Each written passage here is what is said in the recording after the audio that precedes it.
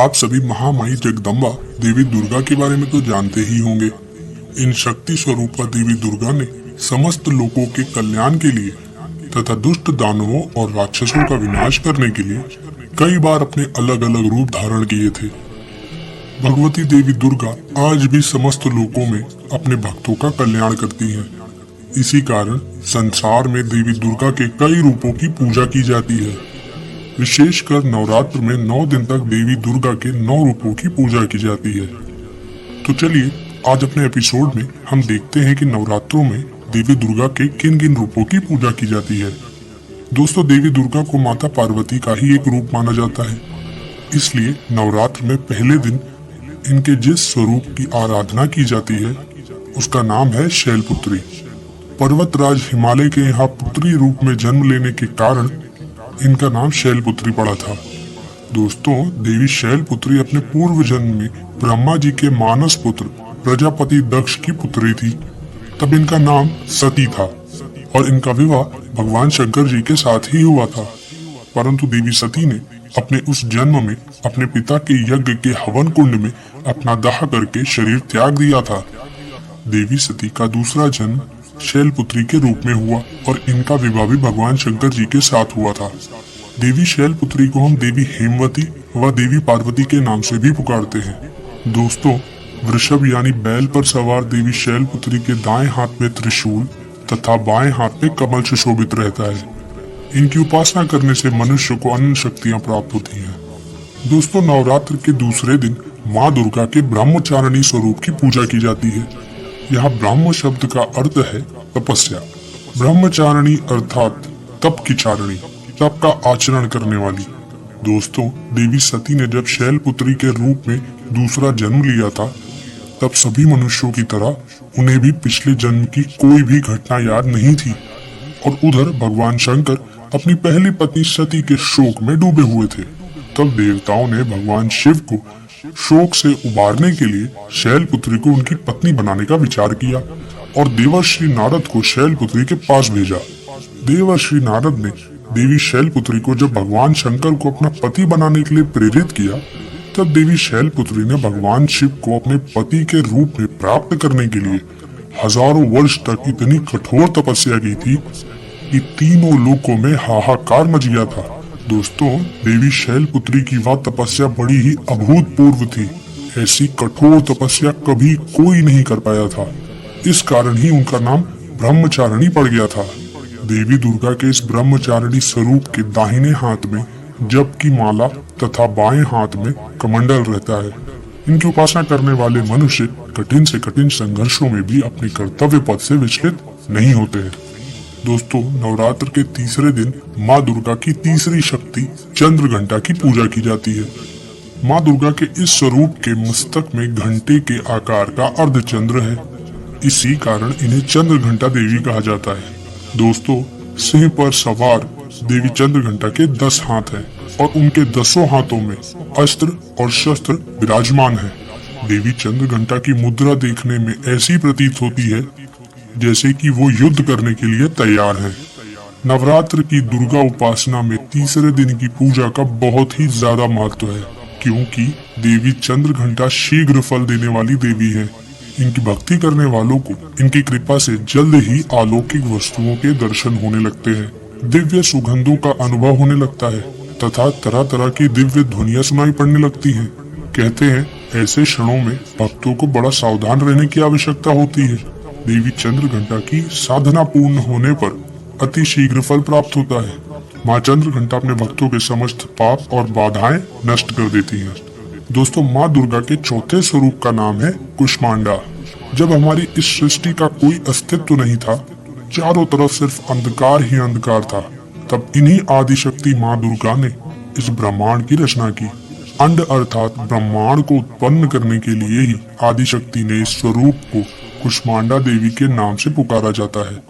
इनका निवास सूर्य लोक के भीतर के लोक में है, तभी इनके शरीर की कांति और प्रभा सूर्य के ही समान है। इनके तेज की बराबरी कोई भी देवी देवता नहीं कर सकता है। इस ब्रह्मांड की सभी वस्तुओं और प्राणियों में स्थित तेज इन्हीं की छाया है। दोस्तों, सिंह पर सवार इन देवी कुष्मांडा की 8 भुजाएं हैं, इसलिए इन्हें अष्टभुजा देवी भी कहा जाता है। इनके हाथों में कमंडल, धनुष, बाण, कमल पुष्प, अमृत कलश, चक्र, गदा और सभी सिद्धियों तथा निधियों को देने वाली जपमाला है। नवरात्र के चौथे दिन माँ दुर्गा के इसी स्वरूप की उपासना की जाती है। संस्कृत में कुष्मांड कुम्हरे यानी कद्दू को कहा जाता है। देवी कुष्मांडा को कुम्हरे की बलि सर्वाधिक प्रिय है, इस कारण से भी यह कुष्मांडा कही जाती है। दोस्तों, माँ दुर्गा के इस स्वरूप की उपासना बड़े पवित्र तथा स्थिर मन से कुष्मांडा देवी के स्वरूप को ध्यान में रखकर की जानी चाहिए। इनकी उपासना से भक्तों के समस्त रोग शोक नष्ट हो जाते हैं और आयु, बल और आरोग्य की वृद्धि होती है। दोस्तों, नवरात्र के 5वें दिन माँ दुर्गा के जिस स्वरूप की पूजा की जाती है उस स्वरूप का नाम है स्कंद माता। दोस्तों, भगवान स्कंद कुमार, जिन्हें भगवान कार्तिकेय भी कहा जाता है, उनकी माता होने के कारण माँ दुर्गा के इस 5वें स्वरूप को स्कंद माता के नाम से जाना जाता है। इनके विग्रह में भगवान स्कंद जी बाल स्वरूप में इनकी गोद में बैठे होते हैं।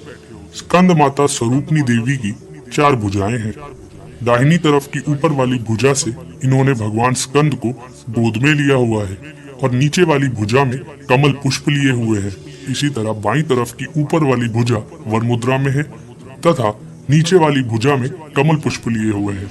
दोस्तों, स्कंद माता कमल के पुष्प पर विराजमान रहती हैं, इस कारण इन्हें पद्मासना देवी भी कहा जाता है। साथ ही इन देवी स्कंद माता का वाहन सिंह भी है। स्कंद माता की उपासना करने से बाल रूप स्कंद भगवान की पूजा स्वयं हो जाती है। यह विशेषता केवल इन्हीं देवी को प्राप्त है। दोस्तों, माँ दुर्गा के छठे स्वरूप का नाम है देवी कात्यायनी। पूर्व काल में कत नाम के एक महर्षि हुए थे, जिनके पुत्र हुए थे ऋषि कात्य। इन्हीं ऋषि कात्य के गोत्र में ऋषि कात्यायन उत्पन्न हुए थे। ऋषि कात्यायन ने बहुत वर्षों तक माँ भगवती की तपस्या की थी। उनकी इच्छा थी कि माँ भगवती उनके घर पुत्री के रूप में जन्म ले। दोस्तों, कहा जाता है कि जब दैत्य महिषासुर का वध करने के लिए भगवान ब्रह्मा, विष्णु और महेश तीनों ने अपने तेज के अंश से माँ दुर्गा को उत्पन्न किया था, तब महर्षि कात्यायन ने ही सर्वप्रथम उन देवी दुर्गा की पूजा की थी। इसी कारण से देवी दुर्गा का यह स्वरूप देवी कात्यायनी कहलाया और ऐसी मान्यता है कि इन्हीं देवी कात्यायनी ऋषि कात्यायन के यहाँ पुत्री के रूप में उत्पन्न हुई थी। दोस्तों, सिंह पर सवारी करने वाली देवी कात्यायनी का स्वरूप बड़ा ही भव्य तथा दिव्य है। इनकी 4 भुजाओं में दाहिने तरफ की ऊपर वाली भुजा अभय मुद्रा में है तथा नीचे वाली भुजा वर मुद्रा में है। बाईं तरफ की ऊपर वाली भुजा में तलवार तथा नीचे वाली भुजा में कमल पुष्प सुशोभित है। माँ देवी की इस कात्यायनी स्वरूप की पूजा नवरात्र के छठे दिन की जाती है। माँ कात्यायनी अपने भक्तों को चारों फल अर्थ, धर्म, काम और मोक्ष प्रदान करती है। दोस्तों, नवरात्र के 7वें दिन माँ दुर्गा के काल रात्रि स्वरूप की पूजा की जाती है। देवी काल रात्रि के शरीर का रंग घने अंधकार की तरह काला है। सर के बाल बिखरे हुए हैं और इनके 3 नेत्र हैं। इनकी नाक से अग्नि की भयंकर ज्वालाएं निकलती रहती हैं। गधे पर सवारी करने वाली देवी काल रात्रि के दाहिने तरफ की ऊपरी भुजा वर मुद्रा में है तथा नीचे वाली भुजा अभय मुद्रा में है। बाईं तरफ की ऊपर वाली भुजा में लोहे का कांटा है और नीचे वाली भुजा में खड़ग है। माँ काल रात्रि का स्वरूप देखने में अत्यंत भयानक है, परंतु यह सदैव शुभ फल प्रदान करती है। इसी कारण इनका नाम शुभंती भी है। दानव, दैत्य, राक्षस, भूत, प्रेत आदि इनके स्मरण मात्र से भयभीत होकर भाग जाते हैं। इनके भक्तों को अग्नि भय, जल भय, जंतु भय, शत्रु भय, रात्रि भय आदि कभी नहीं होते हैं। दोस्तों, माँ दुर्गा की 8वीं शक्ति का नाम है महागौरी। इनका रंग पूर्णतः गौर है। इनकी गौरता की उपमा शंख, चक्र, चंद्र और कुंद के फूल से दी गई है। देवी महागौरी की आयु 8 वर्ष की मानी गई है। इनके वस्त्र आभूषण भी श्वेत हैं।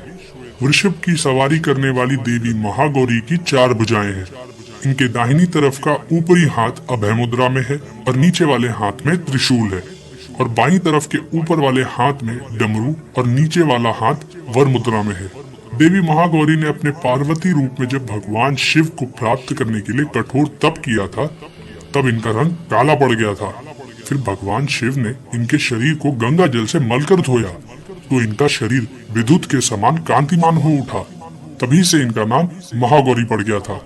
नवरात्र के दुर्गा पूजा में 8वें दिन देवी महागौरी की पूजा की जाती है। देवी महागौरी की उपासना से सभी पाप नष्ट हो जाते हैं। भविष्य में कभी पाप और दुख भक्तों के निकट नहीं आते हैं।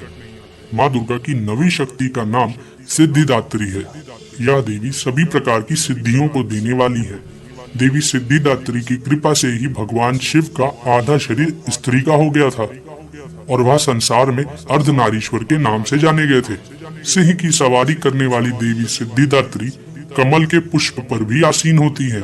इनकी 4 भुजाएं हैं, जिसमें दाहिनी तरफ की नीचे वाली भुजा में चक्र तथा ऊपर वाली भुजा में गदा विराजमान है, तथा बाईं तरफ की ऊपर वाली भुजा में कमल पुष्प तथा नीचे वाली भुजा में शंख है। नवरात्र की दुर्गा पूजा में 9वें दिन देवी सिद्धिदात्री की पूजा की जाती है। देवी सिद्धिदात्री की उपासना पूर्ण कर लेने के बाद भक्तों की सभी मनोकामनाएं पूरी हो जाती हैं। अगर आपको वीडियो अच्छी लगी हो तो इसे प्लीज़ सब्सक्राइब करें, लाइक करें, शेयर करें और कमेंट बॉक्स में जय माता दी जरूर लिखना। जय जय।